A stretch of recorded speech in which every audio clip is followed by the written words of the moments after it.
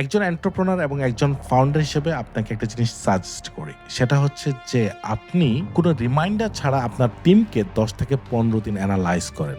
আপনি কোনো কাজের জন্য তাদেরকে রিমাইন্ডার দিবেন না এবং আপনি দেখুন তারা কিভাবে কাজ করে। আমি আমার টিমের সাথে এটা কনস্ট্যান্টলি করি। আমি ১০-১৫ দিন কোনো রিমাইন্ডার দেই না কোনো কাজের জন্য এবং তাদেরকে আমি নোটিফাই করি না এবং আমি জাস্ট অবজার্ভ করি তারা কিভাবে কাজ করছে। এই জিনিসটা যখন আপনি করতে পারবেন এবং ১০-১৫ দিন পরে আপনি এক্সাক্টলি বুঝতে পারবেন আপনি বিজনেসের কোন জায়গায় দাঁড়িয়ে আছেন। যখন কোনো রিমাইন্ডার ছাড়া আপনার টিম কাজ করবে তার মানে হচ্ছে তারা এক্সিকিউটর, তারা এক্সিকিউশন করছে এবং যদি এইটা যদি না হয়ে থাকে তাহলে আপনাকে ভাবতে হবে এক্স্যাক্টলি আপনি কোন জায়গাটা দাঁড়িয়ে আছেন, আপনার বিজনেসটা এভাবে কিভাবে চলবে। কেননা আপনি বিজনেস তো কখনো করেননি যে আপনার সবকিছু বহন করার জন্য, আপনার টিমমেটদেরকে বহন করার জন্য এবং তারা সব সময় আপনাকে ডেকে ডেকে জিজ্ঞাসা করে প্রত্যেকটা জিনিসে আপনাকে ডিসিশন দিতে হবে। আপনি বিজনেস করেছিলেন ফ্রিডমের জন্য, কিছু এক্সট্রা ইনকামের জন্য, কিন্তু এন্ড অফ দ্য ডে দেখা যাচ্ছে যে আপনি সেই সময় শুধু দিয়েই যাচ্ছেন কিন্তু সেই এক্সট্রা ইনকামের আশায় যে পরিমাণ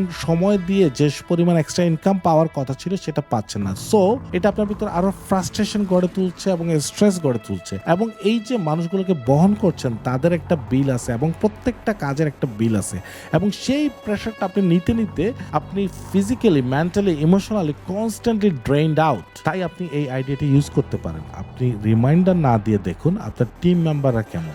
যখন এই জায়গাটায় আপনি প্রবলেমগুলো দেখতে পারবেন তখনই আপনি বুঝতে পারবেন যে আপনি কোন জায়গাটা প্রথম সবচেয়ে বেশি কাজ করা উচিত। এটাই হচ্ছে আপনার গ্রোথের ফর্মুলা আপনার বিজনেসের জন্য এবং এটাই হচ্ছে ফার্স্ট এবং মোস্ট ইম্পর্টেন্ট ফর্মুলা।